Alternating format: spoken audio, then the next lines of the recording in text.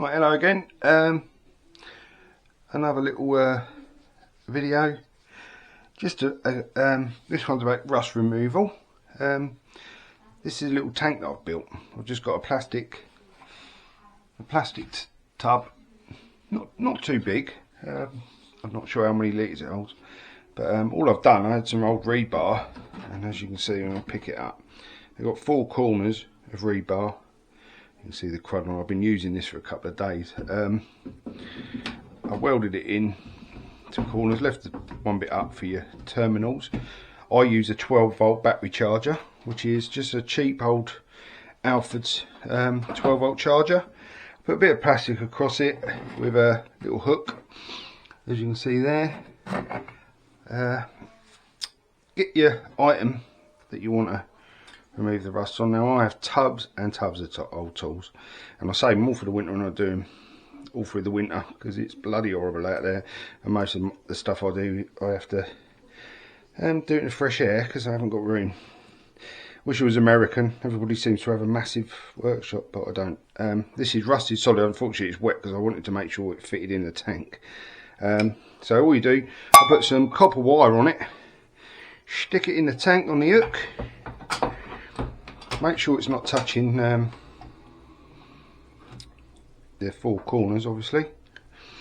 Then what you want to do, you've got to add not baking, what am I talking about? Soda crystals. These are the ones I use. Just use this cheap soda crystals, and I put a whole bag in that amount of water. I don't know, how many is in there? Probably, I don't know, 8 litres maybe, and a whole bag seems to work absolutely fine. So you put your terminal on your frame, which is your anode, so that will draw all the rust off of that tool onto those bars. Your neutral, you want to put on your copper wire, or you could connect it to the hook. I just prefer to get it right onto the copper, because sometimes you get a little breaking current to it, and then just switch it on, and straight away you'll hear it sizzling. You don't have to see it all bubble. I know I've seen some videos where it's all bubbling and going mental. I've never really had mind doing that, and I've never seen a problem. You can see close to the bars that it is making little bubbles and things like that. I usually leave it 2 to 3 hours, and that will be clean as a whistle. This is one I made earlier, bit of Blue Peter there. This is one I did earlier, and it's a same sort of thing. It's an old adjustable spandrel. This was rusted solid. I couldn't move this at all.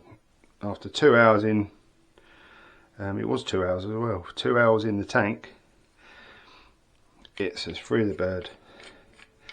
You know, what I will say is, obviously when you're doing this, you want to make sure that once you've scrubbed it off with a bit of wire, I use these little wire brushes. They're quite cheap on eBay, and you get about 12 of them for about £4 or something like that, and they're quite good at getting all the nooks and crannies. And for bigger areas, just these old balls of wire. This is a few tools, a few different bits I've done. That's, you know, all pretty much today really.